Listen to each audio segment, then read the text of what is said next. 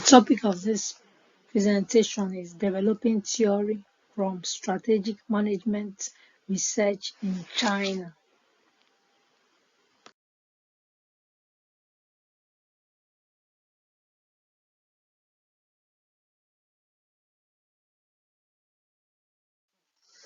Content of the presentation. Start with the introduction, the objective of the research, the approaches to theory development in China, the methodology and the recent work on theory development, and the conclusion.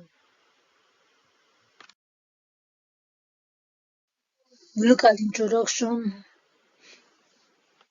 It explains the various approaches to developing theory, which we'll discover in this presentation. It will outline the limitation with the various approach. It will focus on understanding the best approach and describe the Chinese content within the global economy and the need to identify a transnational solution which combines context-free and China-specific elements in theory development in the area of strategic management research.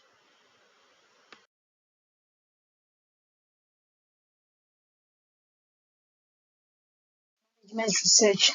The aim of strategic management research is to speculate, discover, and document, as well as provisionally order, explain, and predict observable social processes and structures that characterize behaviors of organization. So the basic tool in understanding the process is theory, and the focus is of this paper is on China.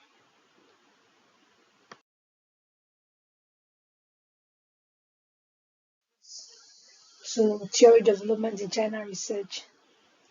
Here, in the first approach, local scholars, they actually want to develop a China-specific theory based on unique Chinese traditions and reality. Look at the problem with the approach. There's a lack of sufficient theoretical background. Then the Chinese publication might not be understood and acceptable by non-Chinese colleagues. And there's a lack of scientific methodology. Here we consider the second approach to theory development in China in the area of strategic management research. Here we look at the actually Western trained scholars, but they're actually housed in China. They want to look at the validity of Main Street Western theories in China and develop theories based on anomalies discovered. What are the advantages to the approach?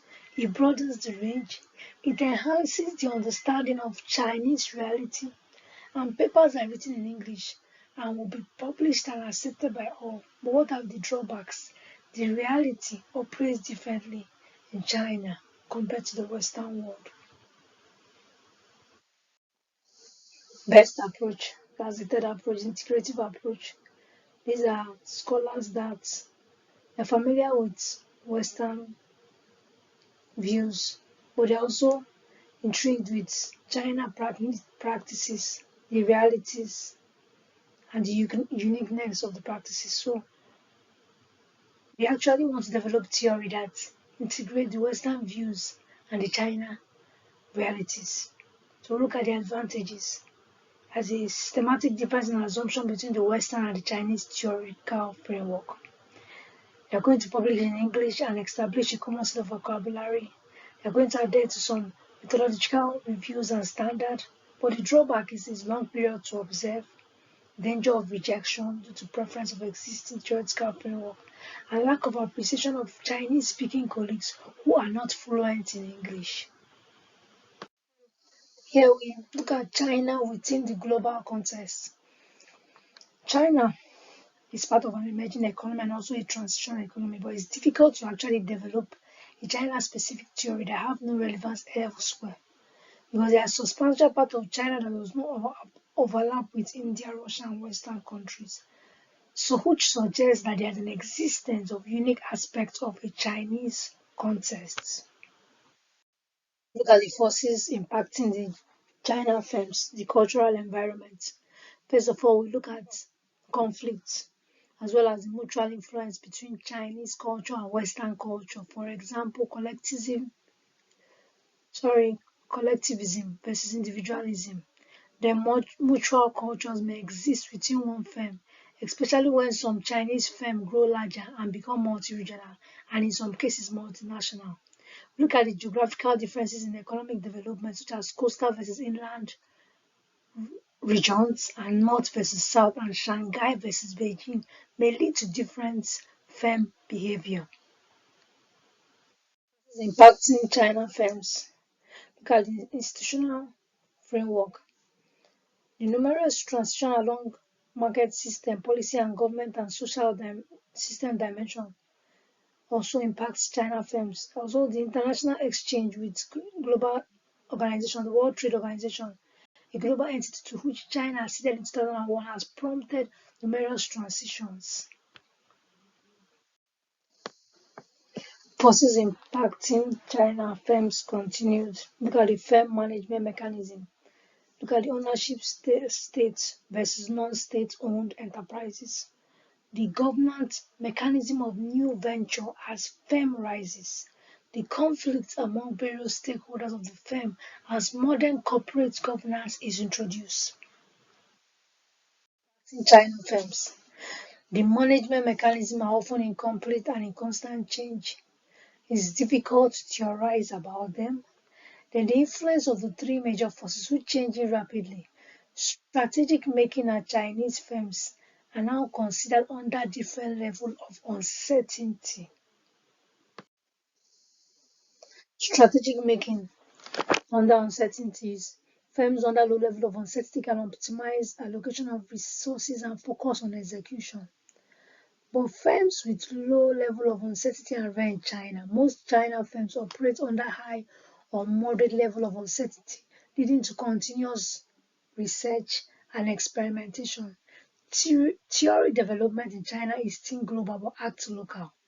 The integrative approach works best in China.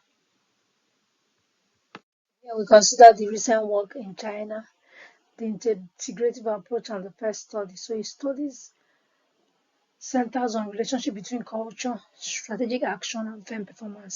So since institutional transition was introduced in China, the China cultures and reforms in management mechanism of firms have affected firm performance, and the unique characteristics are different from firms in developed economy. So in the traditional China business paradigm, the guanxi, that social relationship and connection, has been viewed as the most important factor that influences strategic management of China firms in terms of strategic orientation.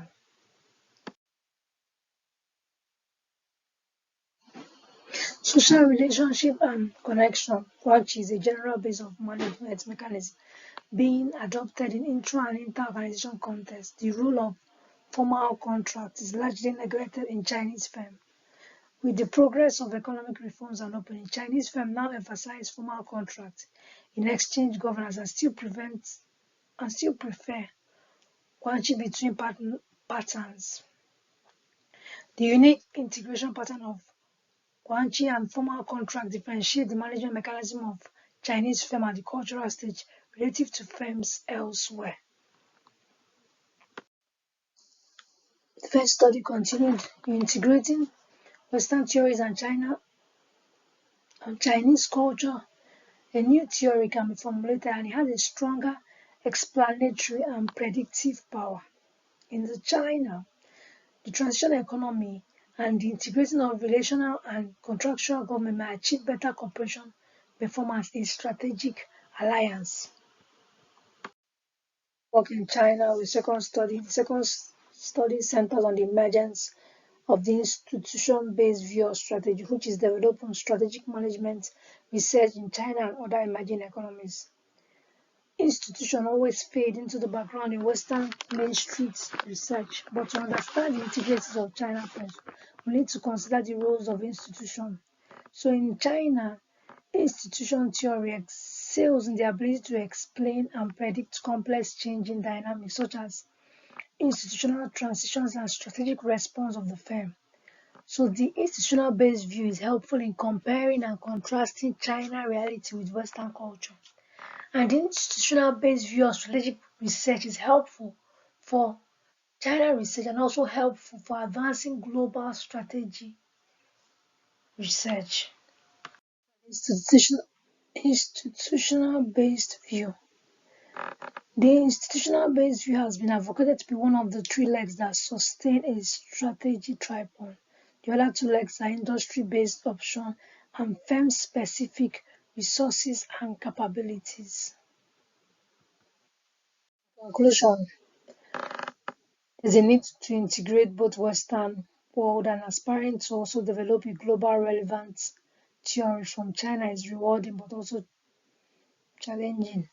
There's a convergence between cultural values and corporate governance. The area of management is the best approach in China. So there's also the need for an ideal transnational solution in theory development, the area of strategic management, and that will combine the both context-free and context-embedded China-specific elements in strategic management theory development. Thank you.